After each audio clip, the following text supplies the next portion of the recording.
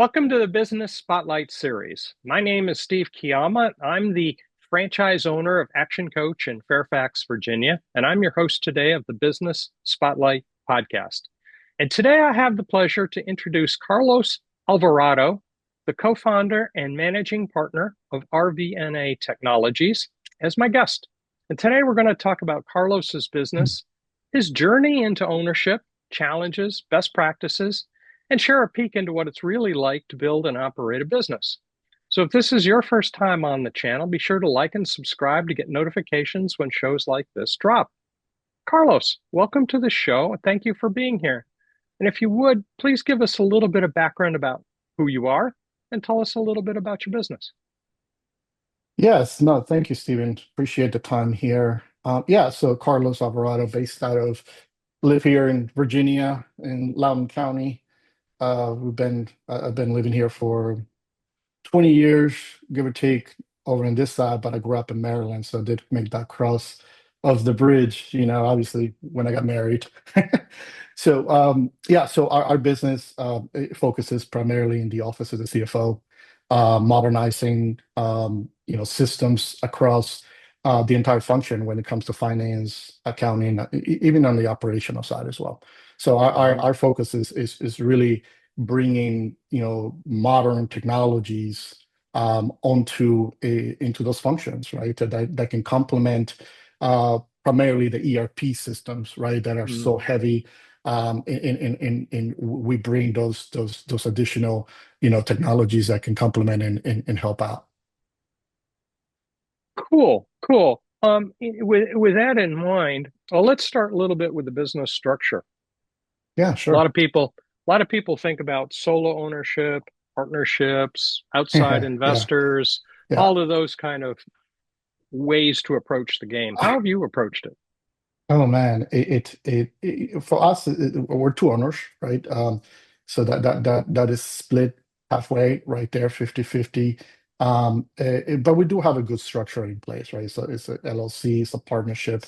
And for us, because we brought in different skill sets onto the business, myself coming out of the IBM world, as a technical person, and then my co-founder and business partner coming out from the Oracle side and also some stints also on the IBM side, but primarily focused on the marketing, sales and marketing side of things.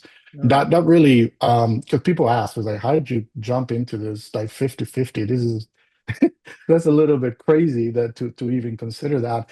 But it works. It really does work because you push each other, you hold each other accountable. And then we have very distinct and very clear, kind of roles, right, in the business, which, at the end of the day, I could only suggest and recommend things that impact his function, his side of things, and vice versa. So it does work. I don't think it works for everybody, I would say.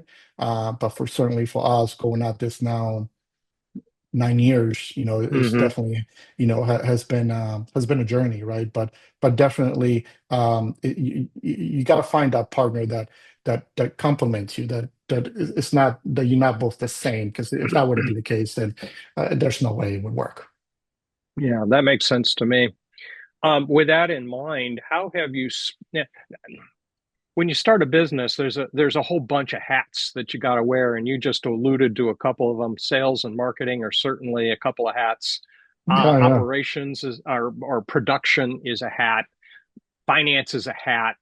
HR is a hat. R&D is a hat. What are the hats you wear at this particular point? Well, I think the hats have changed over time, Mm, right? Now, that we're a little bit bigger. We're not like a two-person company or five-person company. But in the beginning, well, first of all, I'm an accountant. That's where, I mean, I'm technical now, but the journey, perhaps we can get into that a little bit. But I'm an accountant, so it helped a lot in understanding the intricacies around the back uh-huh. office, right? And Hmm. understanding, I'm not no expert on taxes or anything at all, but to really have a good baseline at least one partner, right, Hmm. in the structure to be able to understand the back office, the back office in this in having a good solid system, having processes in place, for all of that. I think that Yeah. helped a lot, right? And to really start, because one of the things that we never really um we're not really shy about is really having systems, right? Now, Hmm. fast forward to 8, 9 years into it, we're glad. Well, we're super glad that we were able to implement. We have a CRM system, we have a accounting system, we have analytics on top of that. Good. And to be a small business still, but be able to have those initial, structures and systems in place, it's helped us so much Yeah. because that's something that we don't have to worry about. For example, we've been on QuickBooks, for some time now, and it looks like we're starting to grow out of it just because of the complexity on the business that we're in. From licenses to services and crossing both of them. So we're looking into now over the next 12 to 18 months thinking about a different ERP. Hmm. But if we didn't have the structure in the organization as a baseline, we wouldn't be thinking about this because then we would be thinking about, oh, how do we clean up what we have rather than Hmm. thinking about, a new system going forward. Awesome. Awesome. So you actually can pay attention to where's the money coming from, where's the money going to, and are we getting the right ROIs that we need to be getting? Yeah, I mean, we have a CFO in the company, and we have a team of two in the accounting and finance side. In I mean, we have to kind of drink the same Kool-Aid that we offer into Mm, our customers. yeah, right. So if we're doing analytics, right, in AI for our customers, we want to be able to kind of brief that, right, and take that into Yeah, what we good. do, and that's exactly how we operate internally in our back office. Awesome, awesome, awesome. Let's go back to the customers. Who's a typical kind of customer? And if I was out in business someplace, and how would I know that I should call you? Well, from this, look, we're agnostic when it comes to, you could make that argument, right? But Hmm. of course, being in the region, in the DMV, region, we do have quite a bit of customers that are in Hmm. the government contracting, Hmm. industry. That's not, there's a lot of confusion sometimes because people say, oh, you're working for the government. No, we're not. Yeah, We are yeah. offering services to companies that work directly with the federal government. Hmm. And that brings, me, myself, leading the technology and solutions within the company. We've had a lot of experience in this space, for 20, 25 years, Hmm. just really supporting this. Um, so our main client base, because of the proximity to the federal government is that the client base from government Hmm. contracting. So those tend to be our kind of very focused clients because not only is the technology that we sell and we resell and we implement, it's also the knowledge, right, Hmm. around the industry. And that's critical, right, when Hmm. it comes to this, because that also makes this very unique.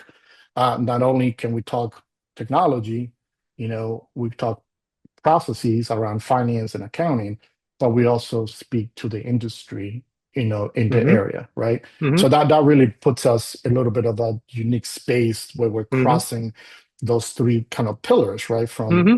like I said, the technology, the processes around that with the technology, the know-how, and including the industry knowledge as well. So yeah, and of course we have also commercial based clients, right? Where those tend to be a little bit more fun, I would say, right? From mining companies to Hmm. aviation and some others as well, Hmm. oil and gas. So there are other industries that we get Okay. into, which it gives us the opportunity to be a little bit more creative. Hmm. Where government contracting is very narrow, right? It's very straightforward in that. So. Do you have aspirations to work outside of the region, shall I say? We do, and we do have clients. When we think about outside of the industry of government contracting, Hmm. we have clients outside the area for sure. I mean, we Hmm. have a utility company up in Minnesota, for example. Ah, okay. Um, and Yeah, then we've had retail distribution centers out on the West Coast, very right? good. And we've Okay. had mining companies down in South America, right? Hmm. And just other industries that really complement what we do because here in the Very good. US we're here, especially in this area in DC, we're so focused on in the industry here in government contracting, but we do have other clients in other Mm. industries outside here. Very, very good. Is there any one thing that you wish more people knew about your business? I think about that a lot because, there's this thing, right? Me too, right? It's a Me Too Hmm. thing, right? There's so many Hmm. companies out there. And yeah, I mean, they're good companies. I mean, it's what they do. What they do is what they do. But from our standpoint, I think that because our focus is so much into CFO, right? In the office of Hmm. the CFO and that function. And what happens with that is that there's such a major shift now where, for example, HR now rolls into a CFO role, IT, rolls up now and really, kind of reports up to the CFO. So the CFO's domain has grown quite a bit over the Hmm. years, right? Hmm. And for us to be right in the center of it, right, and be able to offer this, and really help clients transform not just one thing, right, but really look at it from a holistic way, Hmm. perspective. I do think that I don't know if it makes us unique, but I do think that our focus really puts us in a very, specific path, right, on Hmm. how companies are thinking about themselves. Like, okay, we've been at this for 30 years. We need to modernize our Hmm. systems. And it Hmm. starts with data, right? So Hmm.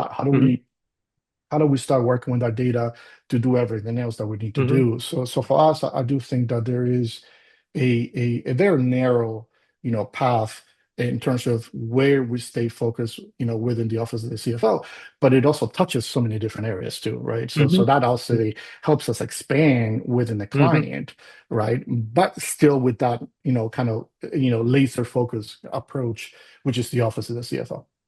Very, very good. Very, very good. Let's kind of switch gears a little bit here. Yeah. What inspired you to go into business in the first place? Hmm. Oh boy. Um, It was after my tenure at FBM back in 2016. I was tossing around ideas myself, just trying to figure out, okay, what my next move is going to be. Um, and it actually just came down to a phone call, to be honest with you. It came down to a phone call where, in fact, it was a month in, I was relaxing and trying to take some time and trying to think about what I was going to do. Then my father calls me. Mm. And my father calls me and says, "Hey, so have you thought about what you're going to do?" I said, "No, not really. I'm still trying to figure out if I'm going to kind of go, you know, um, kind of like a small consulting outfit, right? Hmm. Type of approach, or maybe kind of think about the Salesforce or the Oracles of the world and kind of think, Hmm. okay, maybe I just go there, right? It's a natural thing to consider, kind of where my, where I was at that point. Um, Hmm. so again, going back to the call, I was walking my dogs and my father just goes and says, "So why don't you just step out on your own? Don't you think it's time?" I said, "Hmm." He was like, "Well, I did it, and I was much younger than you."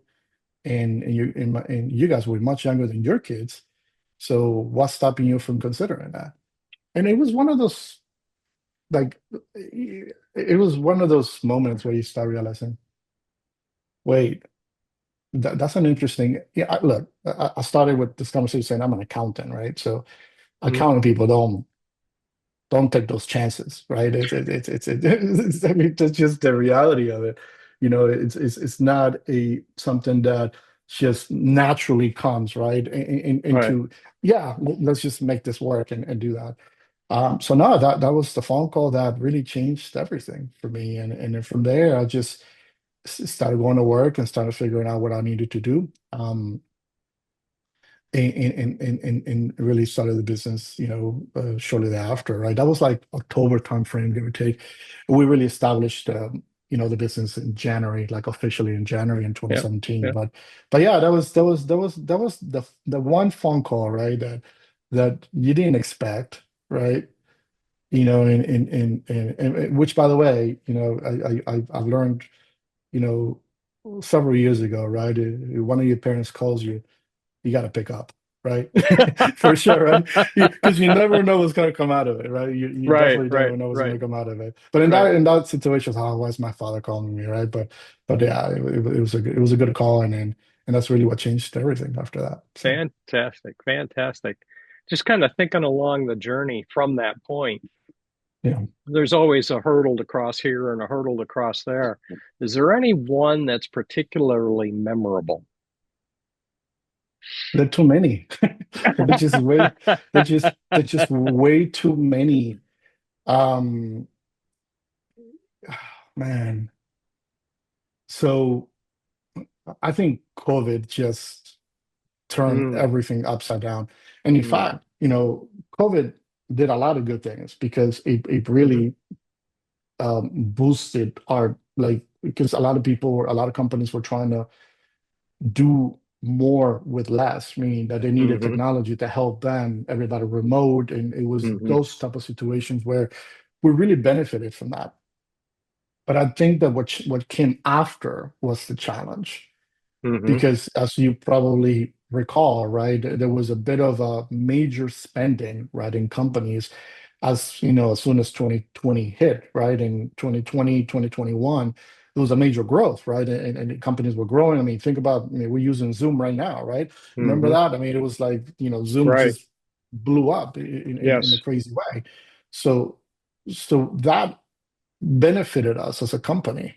Um, but what happened after the couple of years, that was the challenge because then we started seeing less demand hmm across our services and technologies. And hmm then we started seeing layoffs, right? And hmm cuts and across the tech space and even hmm non-tech space. So that really, and it was right before AI even hit too, right? Because I mean, Right. AI, the last couple of years has been, super heavy, Yeah. even though AI has been around forever. I mean, quite a bit of time, but now technology really is allowing that to be much, much easier to adopt, easier to deploy. So, anyways, I do think that the COVID, you know, uh, time, in the pandemic really challenged a lot of businesses because they needed to kind of go with the flow in terms of demand. Everybody was flying high, and valuations were going crazy high. I don't know if you recall that stuff, Oh, for all yeah. these tech companies. But shortly thereafter, it started to decline. And look where things hmm are now, right? So that for us was a great moment, for growth, but also a challenging moment for us to um almost rewrite ourselves in terms of how do we want to do this, right? In terms of Right. not just short term, like the pandemic kind of allowed us to kind of win, right? And during first couple of years, but definitely, allowed us to allow me to think a little bit more into, okay, if we're going to make more changes in our portfolio, in our services, in how we're doing business, we should do it not only because of one instance or one situation. We got to do this in a way that is sustainable going forward. Very good. Very good.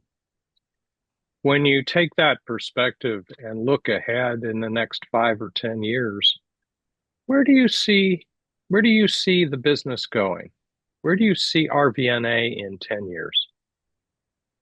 You know, to me, yeah, we continue to, we have numbers in mind, obviously, right? It's like I'm hmm sure every business owner or most business owners hmm are going to think about that. But what I don't think about is any exit, right? At least for the time being, I don't think Oh, about that's a any point. exits. Yep. Right.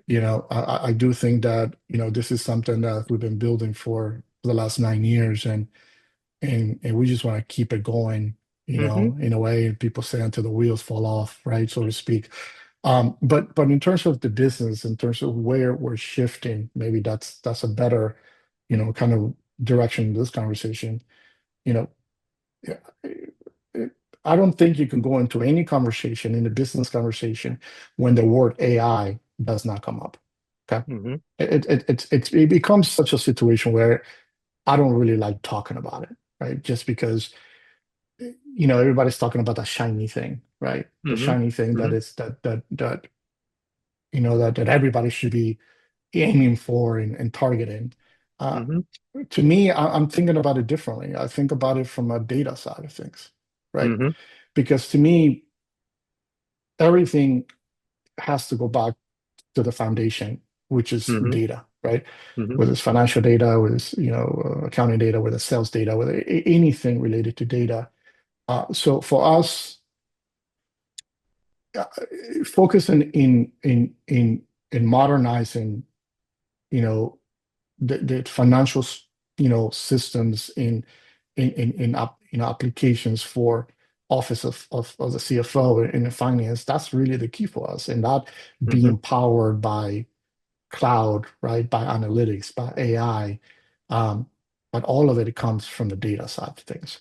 So for Hmm. us, thinking ahead is really educating our clients, right? That is not about a shiny thing anymore, right? Like it's like you can want this, right? But you got to start here, right? You really It's have about to the begin. results. Yeah, and you got to set it up in such a way that you're setting up your infrastructure, your data kind of side of things, in management of that, a governance of that, Hmm. maintenance of all of that, in a way that it's going to be set up for the future, right? So Hmm. that's really where our value is to our clients, right? Hmm. Um, we can talk about it all day in conversations about AI, this and that. What are you using? What is it doing? Yeah, we want these agents. We want those agents. That's for another day. To me, it's like, how are you managing your data to get to that point? Good. Well, Yeah. what are the steps that you're doing in order for you to set yourself up in the business in a way that is going to be optimal, right, for that future state that you're thinking about? Hmm. Because I talk to clients all the time, and clients are like, "Oh yeah, yeah, we're going to be AI first." Okay, sure. Okay, that sounds amazing. Sounds Hmm. great. But how are you going to get there, right? Like, what's the plan for that? And I Yeah. think that Yeah. those are conversations I love having, because I think that puts a little bit more reality onto those conversations, right? Yep. So Yep. yeah. Good. Good. Good. What do you see as challenges to go down that path? Oh, I think cultural change. Hmm. I think cultures within companies, they're just gonna have to change. They're gonna have Uh-huh. to adopt it. And I think that's Hmm. probably the biggest barrier. I think it's probably the biggest barrier for companies to really alter the way of thinking, alter the way they've been doing business for a long time, especially those Hmm. companies been around for 20, 30, 40 years, that are set in their own ways. Those are the ones that are going to have big, big challenges ahead of them. Not because of the technology, not because of executing or deploying those technologies. It's just a fact that, we always think about it, right? Technology, people, and processes, right? Hmm. If those three are not aligned, just forget it, right? It's just Yeah. not going to work, right? So Yeah. I do worry about, the perception too, right? In terms of, we understand that, there are some industries like call centers and support centers and things like that where are really getting impacted, right? And by technology, by AI, and all those different things. So I do think that, the conversation shouldn't be about people fearing, have fears for their jobs. I think the conversation should be like, what can I do as a person, right, as an individual, to to you know to become, to pick up something else, right, to to be more aware of where technology is going and to be Mhm. more up to date in terms of my skills and experiences. Um, I think if people start thinking about that a little bit more, I think Yeah. people wouldn't be as so concerned about, oh my God, my gosh, I'm gonna lose my job because of all of this. I mean, it's happening, right? I mean, Amazon is doing it. I mean, it's like either you just complain about it or you do something about it, right? And Yeah, the I do question think is, that. do you want to be a victim or do you want to be proactive and pivot? And but I honestly think it's the fit, right? The skills fit, right? In culture change, those are the ones that are going to be, when it comes to cloud technology, Yep. the analytics side of things, AI obviously being a part of that, but all of that, right? We need more skills. We need more people, Yeah. and I wish, you know, there would be more of a of more interest, right? And really going into that, right? Rather than, thinking about, no, nothing against influencers or anything. I respect it where everybody does, but to get into what we do in terms of this type of work that we do, I think you got to stay relevant, and to do that, you know, you gotta stay on top of the knowledge and the education of it. So, Fantastic. Fantastic. I think we could talk about that particular topic all day. yeah, But I agree. in the interest of time, let's start wrapping up. And with that in mind, I've got a few rapid fire questions. Let's see what kind of fun we can have with those. Yeah, yeah. What Go ahead. what would you say is the key to success for you? Yeah. I think you have to be passionate. Hmm.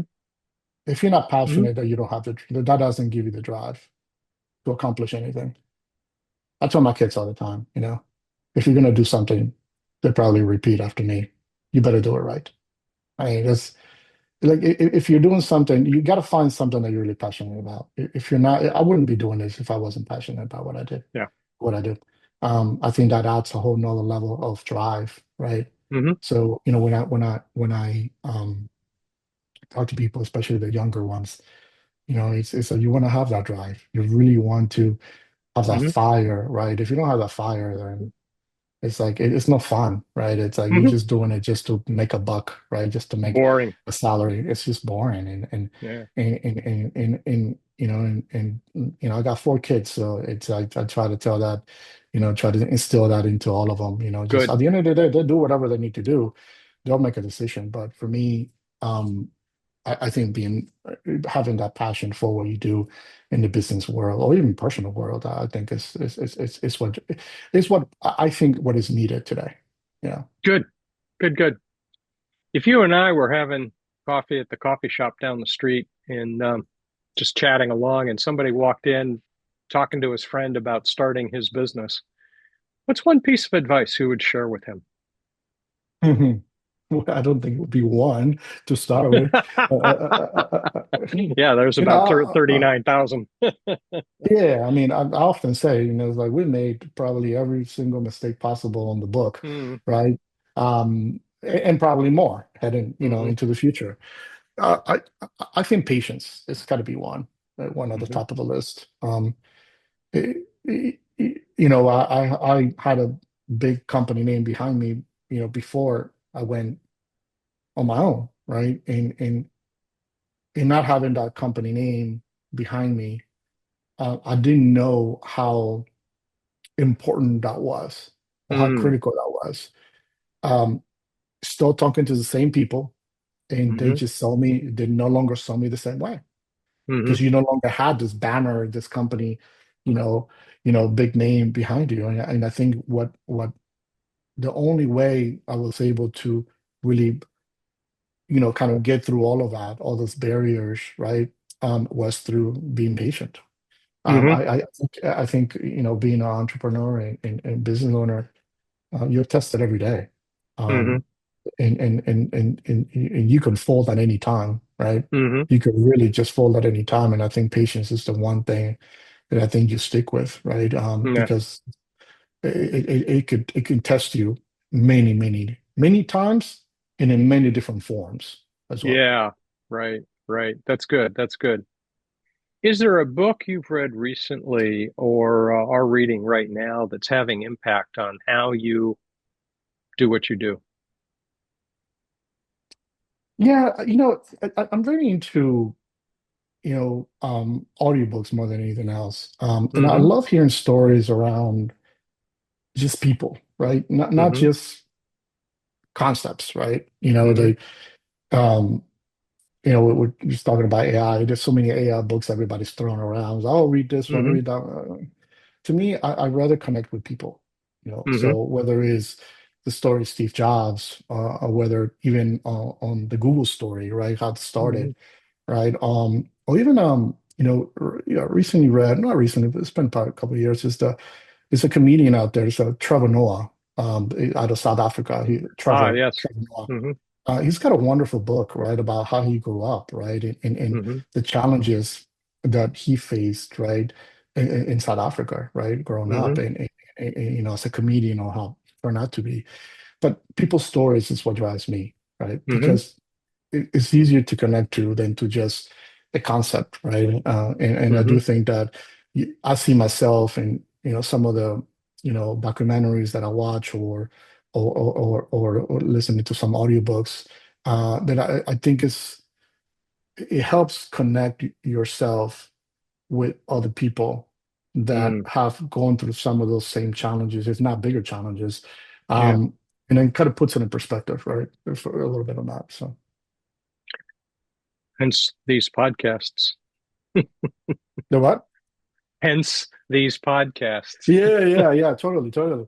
Look, I mean, at the end of the day, is you're not alone, right? I mean, you don't become an entrepreneur and think you're the first one that's ever done it, right? I think taking away pieces from different people um, helps, right? Because it helps you shape, as a business owner or as a person, who Exactly. you and you also stay, I'm a big believer of change, right? So.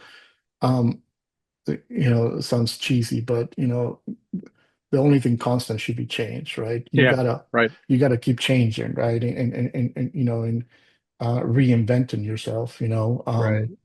and that's something I think is so critical as a business owner, right? That Yeah. if you get stuck, it doesn't work. Grow means change. Yeah, no, in as a business, we always talk about agility, right? Like being able Mm-hmm. to pivot and do those things, right? Because we're smaller, right? Than being a 1,000 people company, right? But at the same time, you want everyone behind you to follow that, right? And so Mm-hmm. it's it doesn't matter if you just making a shift or a change, if no one is I like believing in Following. that, right? Like, Yeah. yeah, like Right. following that. I mean, I don't like the follower thing or leader thing. I don't get too much into that. But to me, it's more about making sure that everybody's is approaching it the same way. Mm-hmm. And that goes back to passion, right? That Mm-hmm. goes back to me, it's like all of it is connected because you don't have the passion. And then I talked to my consultants and my team, and I was telling them, I was like, it's not about client asked for this, you provided this. Client asked for this, and you provided this, and that.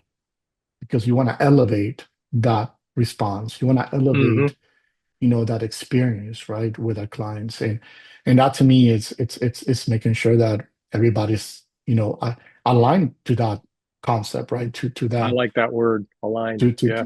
to because if people are not aligned, then you get those rogue, kind of, situations where it just doesn't help you as a business. And your name is everything, right? The company is everything in terms of it takes one. I mean, look at the era of today, right? Social media and everything, right? I mean, one company could fold completely just by bad PR, right? Mm-hmm. And Mm-hmm. and and, and that's obviously a different era of today than it was 20 years ago, right? Yeah. So Right. Yeah. people could hide it, right? People could kind of do that. Now it's like, man, you got it. whether it's employees that leave unhappy, I mean, you can't, or clients, it's all connected now. It's like, Hmm. you just got to do good work and have a good team and of course, be firm on things like, that perhaps you got to be firm on, but at the end of the day, we're here to provide services to clients, and the clients need to be happy. So Hmm. Yeah, simple as that. right. You've had a great journey. You've learned a lot of things. What would you say you're most proud of in this business journey?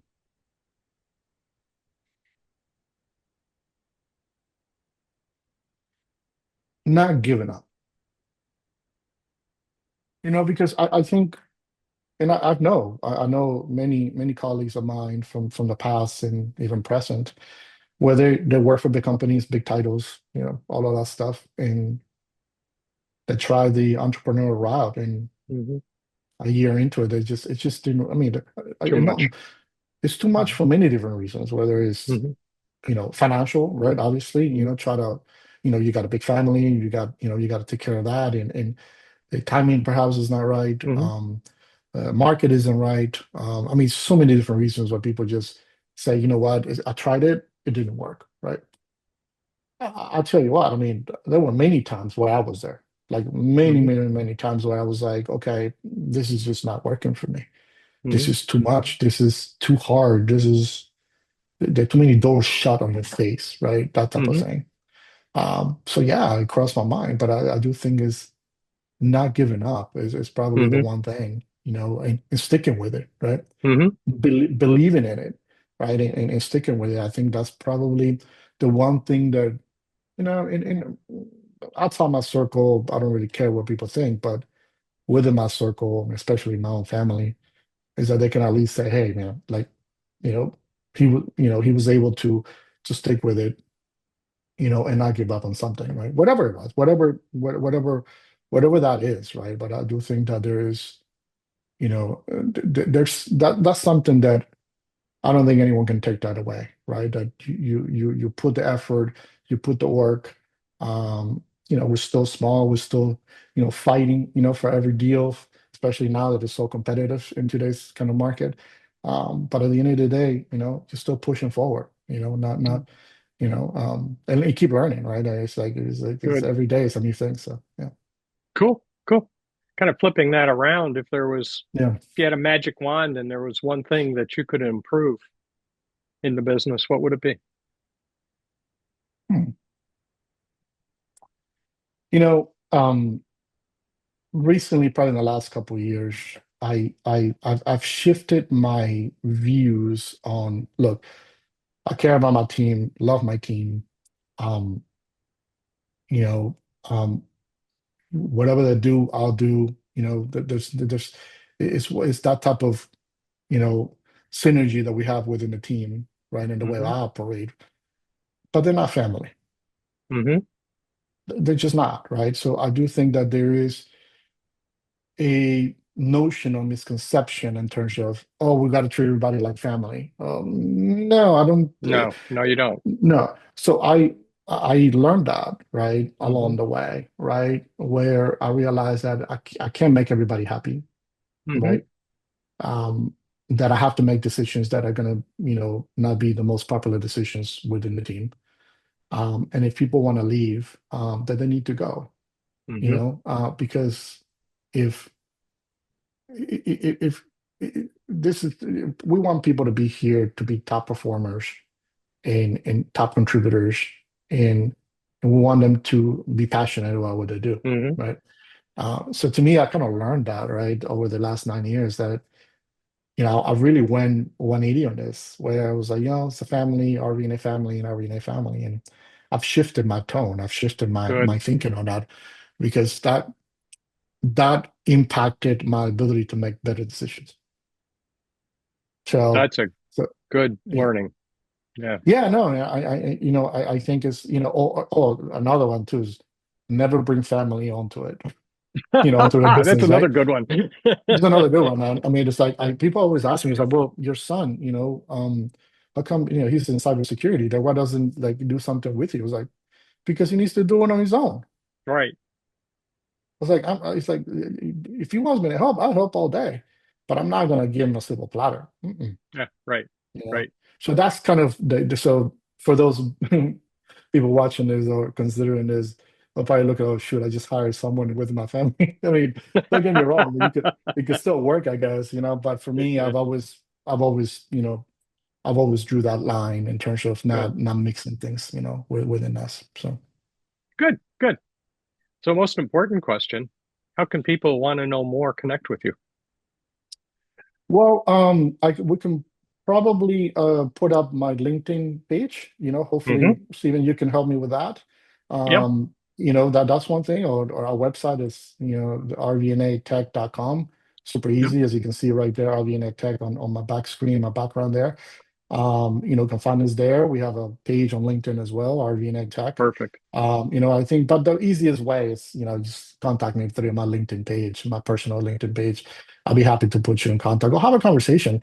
In fact, a lot of times, you know, in fact, like new opportunities arise from conversations. Hmm. Like a lot of opportunities, Hmm. whether they need something from us or we need something from them, a lot of them come just from conversations. Hmm. Sharing what others are doing and things like that. So, be happy to just jump on a call and just have a conversation. Hmm. No commitment, no promises, no nothing. Just You like, hey, never know what'll come. Hmm. you never know. I mean, I have the most of like incredible conversations when I'm on flights, like incredible level of conversations when I'm Hmm. on flights. Meet incredible people that you would think, man, I thought my job was cool. I mean, that's some pretty cool jobs, right? So I Hmm. do think that the more conversations we have, the better opportunities we have to learn from each other. So Fantastic, fantastic. So, last question, yeah, what's most inspiring to you today? most inspiring to me today.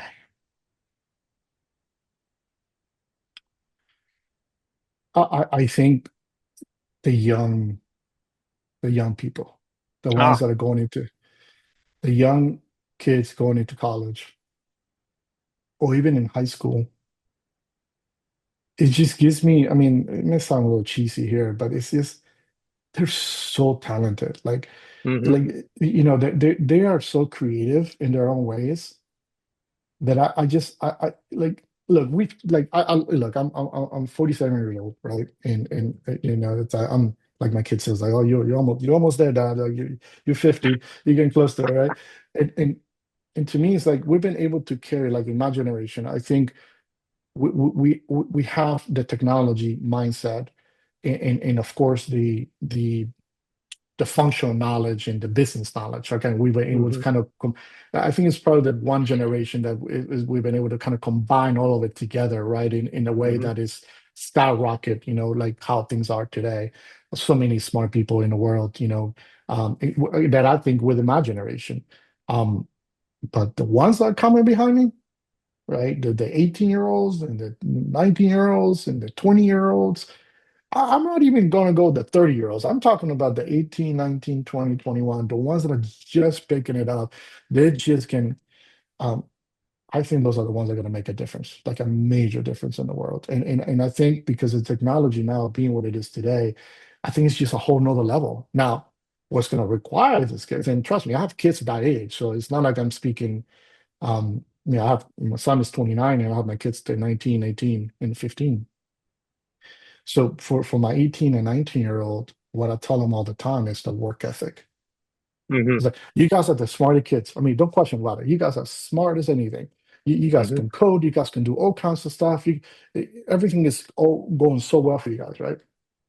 The key here is that as long as you have this work ethic, right, to be able to execute, right, Yeah, and to stick with it, right? That is my biggest concern about these kids today. But if we were to have that, plus the technical knowledge, right? Plus the technology of what it is today, well, there's no limit on what they can do. yeah, yeah, So I am hopeful, right? I am super excited of what they're going to be able to do, right? That I wasn't able to do, right? And I think that there is, um, It's a big push. And I'm heading over to next week to this talk with students at University District of Columbia. And that's part of it, right? That's part of what I wanted to do this conversation with them next week, because it's like you guys got everything right now. Use it well, use it wisely, right? And I hope they do. I hope they listen. I mean, I tell that to my kids every day. I hope they listen at some point, Hmm. Hmm. So yeah, that would be that. A little bit of work ethic and a little bit of talent, and there's no limits. That's And, fantastic. yeah, and that is the part that I just get so sometimes frustrated with that generation. You are the smartest. You have everything at your fingertips, everything possible, right? And all you got to do now is just have a work ethic that that you are responsible, right? That you are organized, right, in a way that you can execute well, right? Because I tell you, I mean, the amount of positions that are going to be all tech driven, it's all for these kids. Here it is. Like, have at it. Like, you know what I Hmm. mean? Like, just take your pick. Hmm. So hopefully that hopefully somebody listens. Yeah, You know? hopefully. I hope Yeah, so. Yeah, fantastic. No, this has been good. You've shared a yeah. lot of really good, insightful points. A lot of business owners haven't gotten as far as you have, so that the perspectives that you've shared give them a little bit of depth that perhaps they haven't seen quite that far yet. So this has been very good. So thank you for sharing. And I encourage everybody watching to go back, save it, go back and watch it again, because there have been some very good insights here. Carlos has done a fantastic job. Don't forget to like and subscribe to the channel so you can get notifications every time a new conversation like this one drops. And thank you to everyone who joined us today, and a special thank you to Carlos for being with us. I really appreciate it. Thank you. Appreciate it.